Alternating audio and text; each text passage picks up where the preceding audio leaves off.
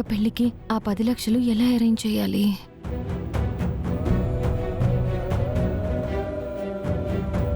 సత్య, రాఖీ రండి, భోంచెద్దురుగాని.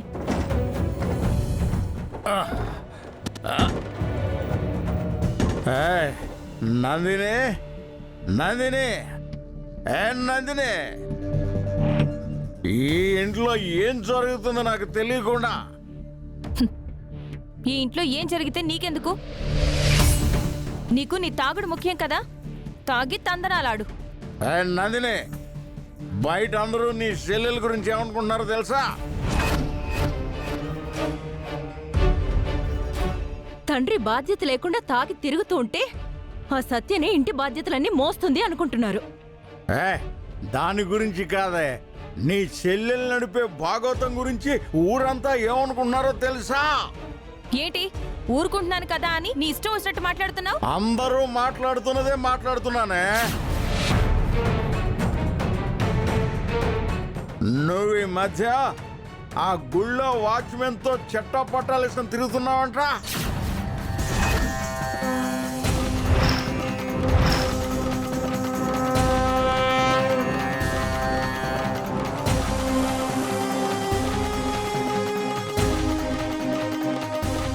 వాడేమో నీ మొగుడని అందరికీ చెప్పుకొని తిరుగుతున్నాడంట.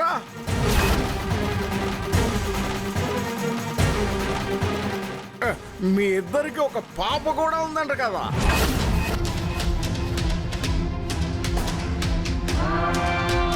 అసలు ఏం జరుగుతుందే? అందరూ ఈ మాట చెప్తుంటే నా పరువు పోయినంత పని అయింది. నీకు పరువు కూడా ఉందా నాన్న? చిన్నోడైనా వాడు కరెక్ట్ గా అడిగాడు. నీకు రవ్వంతైనా పరువు ఉందా? ఏంటే మీ అందరికీ ఆశ్రమర్షిగా ఉందా? ముందు నేను అడిగిన దానికి సమాధానం చెప్పు. పెళ్లి కావాల్సిందా నువ్వు? వాడెవడితోనో తిరగడం ఏంటి?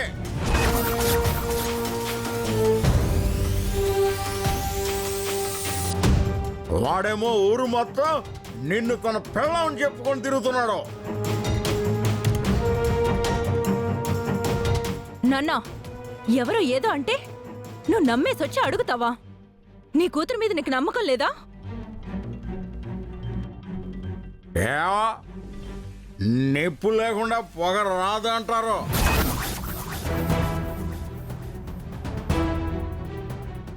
ఇది వాడితో ఇకిలించుకొని తిరగబట్టే కదా వాడు ఊరంతా దీన్ని నా పెళ్ళం చెప్పుకొని తిరుగుతున్నాడు.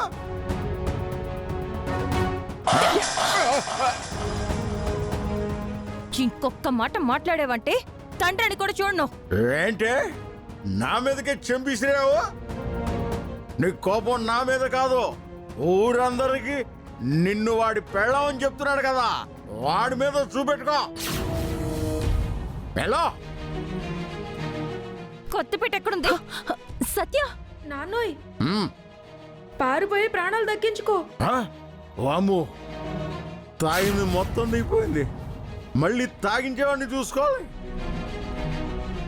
ఆగవే, నా మాట వినాక. నన్ను వదలక్క. ఆగవే. ఆ కృష్ణని పట్టుకుని తోట తీస్తే గాని ఇంకోసారి ఎవరికి ఇలా పిచ్చి పిచ్చి మాటలు చెప్పడు. ఆ కృష్ణ పాప అమాయకుడే. ఈయనేదో తాగి వాగాడని అతని మీదకి వెళ్తావా? నీకు తెలీదక్క. ఆ కృష్ణకి ఒకసారి కోటింగ్ పడితే గాని లైన్లోకి రాడు. ఆ కృష్ణ పని చెప్తాను, వదలక్క. సత్య, ఇవాళ కృష్ణ పని అయిపోయినట్టే.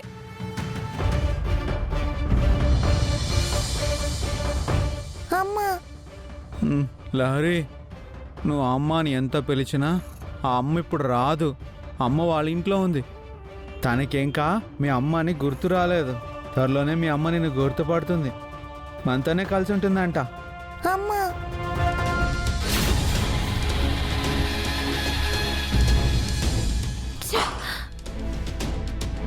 సోయ్ సుందరి, నీకు గతం గుర్తుకొచ్చేసింది కదా,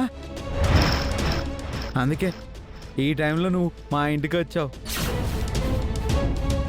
ఇప్పటి వరకు మన లహరి నిన్ను తలుచుకుంటుంది, అంతలోనే నువ్వు వచ్చేసావు. ఇక నువ్వు మాతోనే ఉంటావు కదా.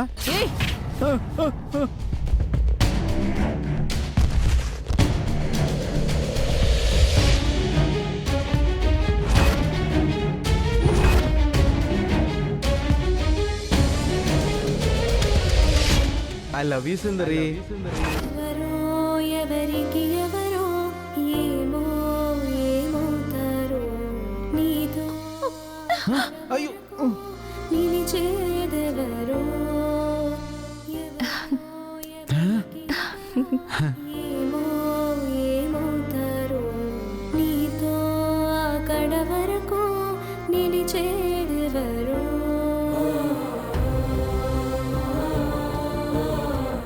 ఊరుకుంటున్నాను కదా అని ఇష్టం వచ్చినట్టు మాట్లాడుతున్నావు. హే, ఏంటి నవ్వుతున్నావు? నువ్వు అలా దగ్గరికి వచ్చావు కదా, ఆ, తర్వాత ముద్దు పెడతావేమో అని. ఏయ్, ముద్దు పెట్టడం ఏంటి? ఆ?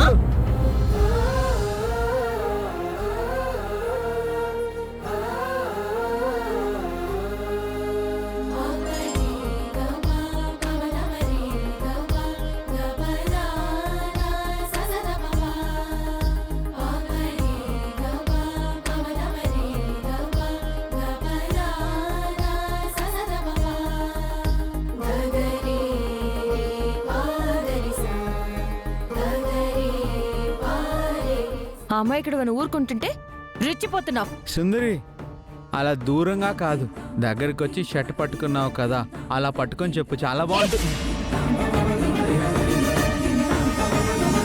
నేను నీ సుందర్ని కాదు, సత్యని. ఇంకోసారి నీ నోటి నుంచి సుందరి అనే మాట వచ్చినా, నేను నీ భార్యను అని ఎవరికైనా చెప్పినా, ఈ పాప మన పాప అని నువ్వన్నా సరే నీ టెంకి పగలగొడతాను. సుందరి, నువ్వు కోపడుకో, లారీ భయపడుతుంది చూడు. హే, సుందరిని కాదని చెప్తున్నాను కదా, అర్థం కావట్లేదా? అమ్మా సత్య, ఏమైంది? ఎందుకు గొడవ పడుతున్నారు? ఇతని వల్ల ఊళ్ళో వాళ్ళందరూ నా గురించి వేరే విధంగా మాట్లాడుకుంటున్నారు. చివరికి మా నాన్న కూడా ఇతనితో నీకేంటి సంబంధం అని అడుగుతున్నారు. ఇతని వల్ల ఊళ్ళో నా పరువు, నా పేరు అన్ని నాశనం అయిపోయాయి. నేను అబద్ధం చెప్పట్లేదు పంతులు గారు, నిజమే చెప్తున్నాను. కావాలంటే మీ అబ్బాయిని అడగండి. ఏంటి నిజం? ఏదో ఊరుకుంటున్నాను కదా అని నీ ఇష్టం వచ్చినట్టు రెచ్చిపోతున్నావు. ఈ సత్యతో పెట్టుకోవడానికి మహామహులే వణికిపోతారు. అలాంటిది నువ్వు ప్రతిరోజు నన్ను గెలుకుతున్నావు. నాకు తిక్క రేగితే ఎవడి గురించో దేని గురించో అసలు ఆలోచించను. జాగ్రత్త. సారీ పాపా, బిక్కమొహం పెట్టావేంటి? అమ్మ ఊరికే అంటుంది, నువ్వేం వినకు. ఇదే ఈ ఓవర్ యాక్షన్ చెయ్యొద్దు అంటుంది. సత్య, అతని గురించి అంతా తెలుసు కదమ్మా.